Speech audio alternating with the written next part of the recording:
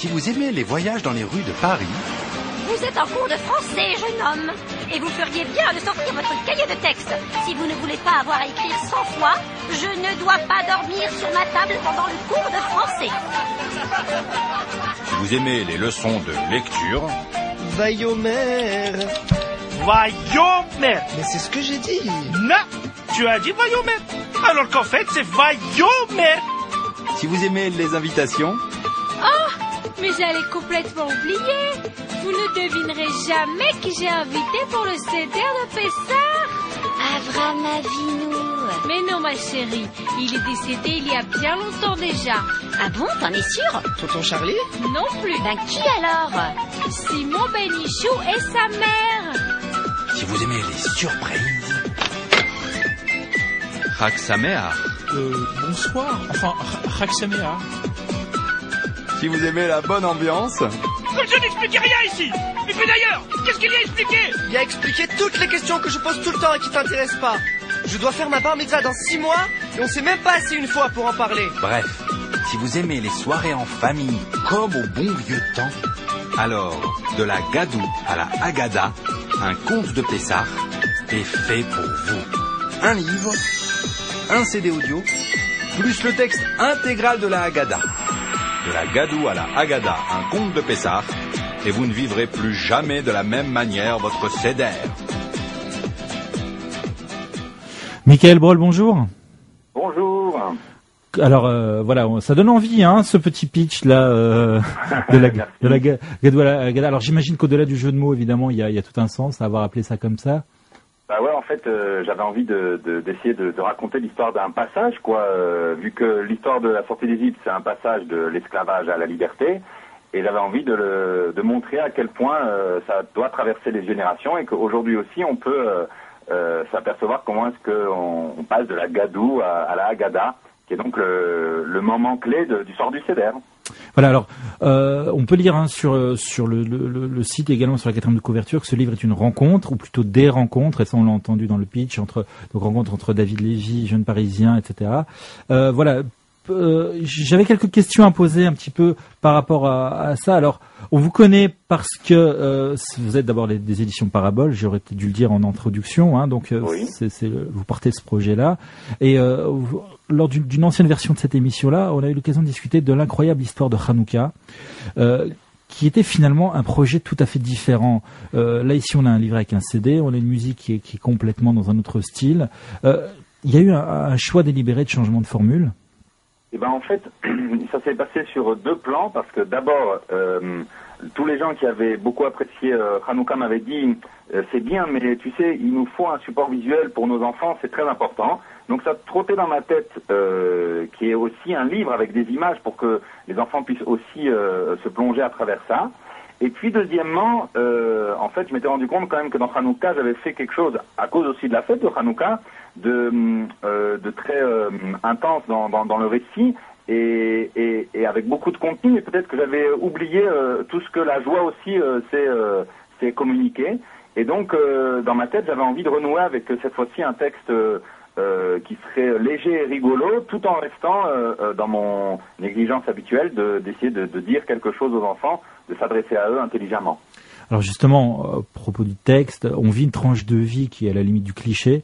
Hein, on a presque tous un monsieur Bénichou, un papy Atlan dans son entourage. Donc c'est un ton donc léger pour raconter un truc qui l'est carrément moins. Donc ça a été un petit peu cette option qui a été prise.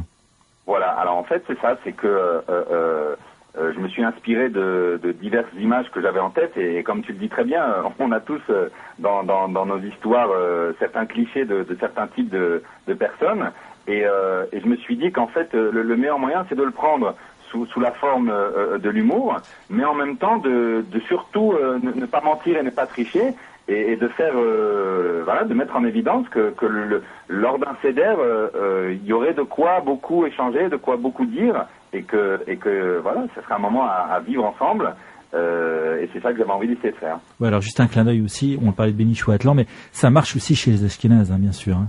Ouais, Tout à fait, ouais. Alors, on retrouve dans ce projet-là le besoin de repartir des sources, telles qu'on avait, surtout dans l'incroyable histoire de Hanouka et dans Pourim aussi, on parlait de Nabuchodonosor pour arriver jusqu'à la reine Esther. Ici, on part de l'alliance faite à Abraham qui annonçait l'esclavage, alors qu'on aurait pu finalement s'attendre à un prince d'Égypte en version audio. Et c'est ce besoin d'être dans la source qui est primordial pour vivre le judaïsme correctement aujourd'hui.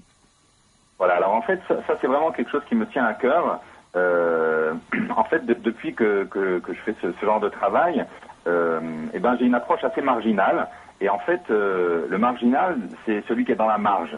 Ça veut dire que je veux être sur la page, mais pas au centre du texte. C'est-à-dire que la marge, c'est toujours l'endroit finalement où il y a le plus de visibilité. C'est ce qui donne de la place au texte. Et c'est un peu ce que je cherche à faire. Ça veut dire que le texte au centre, ça veut dire faire les classiques de la sortie d'Égypte, à Cécile B2000 et tout ça, ça ne m'intéressait pas, parce que je pense que c'est pas là l'endroit où on va véritablement apprendre et on va véritablement renouer avec ce qui fait qu'un enseignement est quelque chose de vivant et pas simplement une tradition. Et c'est pour ça qu'à chaque fois que j'aborde une nouvelle fête ou un nouveau projet, j'essaye de faire quelque chose qui touche aux racines, qui revient aux sources, et de me mettre sur le côté, toujours en faisant des doubles histoires où le message passe à travers justement une manière de déstabiliser. Et Pessah, c'était vraiment l'occasion idéale, vu que le soir du Seder, un des piliers de ce qu'on essaye de faire vivre, c'est l'étonnement. D'étonner les enfants qui disent « Ah, mais pourquoi c'est spécial? Qu'est-ce qu'il y a de bizarre ?»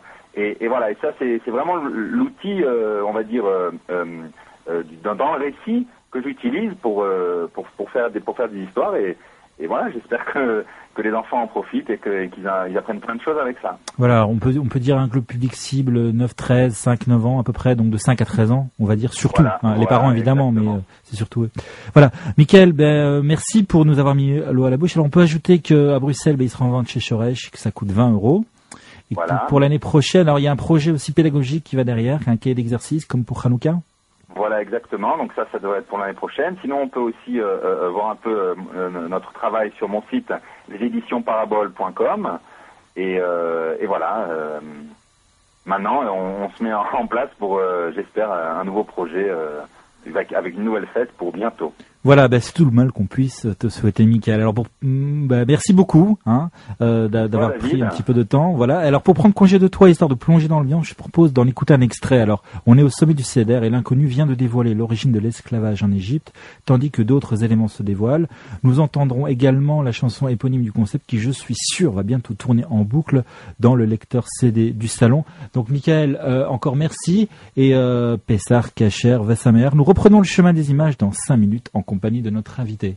Pour la première fois de sa vie, Avram avait fait la guerre. Et même s'il en était sorti victorieux, il venait de prendre à la mesure de la difficulté. Comment établir une descendance sur une terre selon d'autres principes que la violence et la loi du plus fort?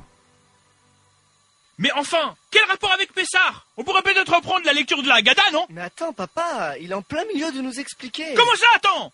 On est censé faire quoi, là? Attendre ou continuer la Haggadah? Excuse-moi, papa, mais David a raison. Pour une fois qu'on nous explique quelque chose sur notre tradition, on pourrait l'écouter. C'est quoi ça? C'est une rébellion? Pour une fois! Comme je n'expliquais rien ici. Et puis d'ailleurs, qu'est-ce qu'il y a expliqué? Il a expliqué toutes les questions que je pose tout le temps et qui t'intéressent pas. Je dois faire ma bar mitzvah dans 6 mois et on s'est même pas assis une fois pour en parler. Mais quel rapport? Et puis d'abord, Papy s'occupe d'apprendre à lire la paracha, non? Justement, pour Papy aussi, on dirait que la seule chose qui compte c'est de pas faire des fautes de lecture et de chanter juste. Mais, David, tu commences à exagérer.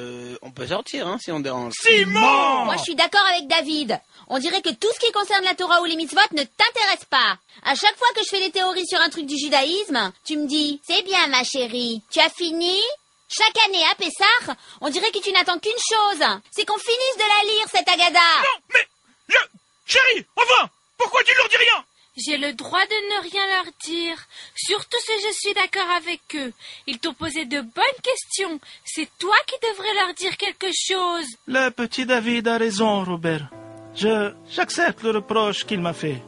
D'ailleurs, il m'a rappelé vous quand vous étiez jeune et que vous rencontriez ma fille. Vous vous souvenez?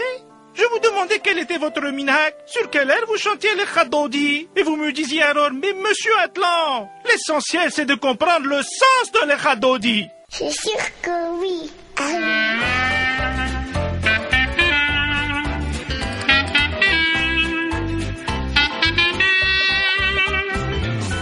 Si tu t'ennuies au beau milieu du céder, que tu te demandes ce que tu pourrais bien faire, eh ben dis donc, tu m'as l'air flagada.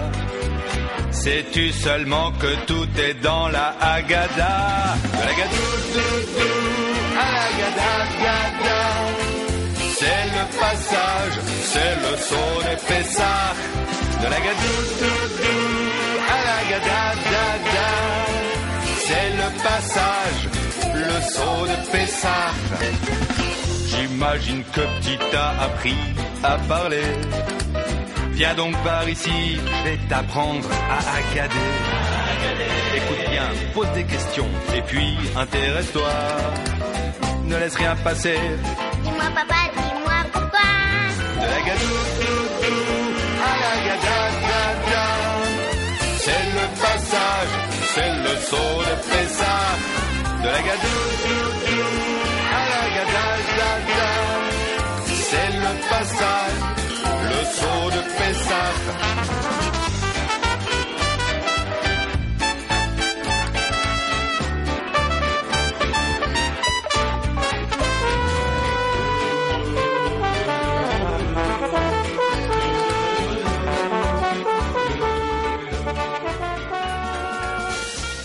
Voilà, de la Gadou à la Haggadah, donc le nouveau projet des éditions Parabole.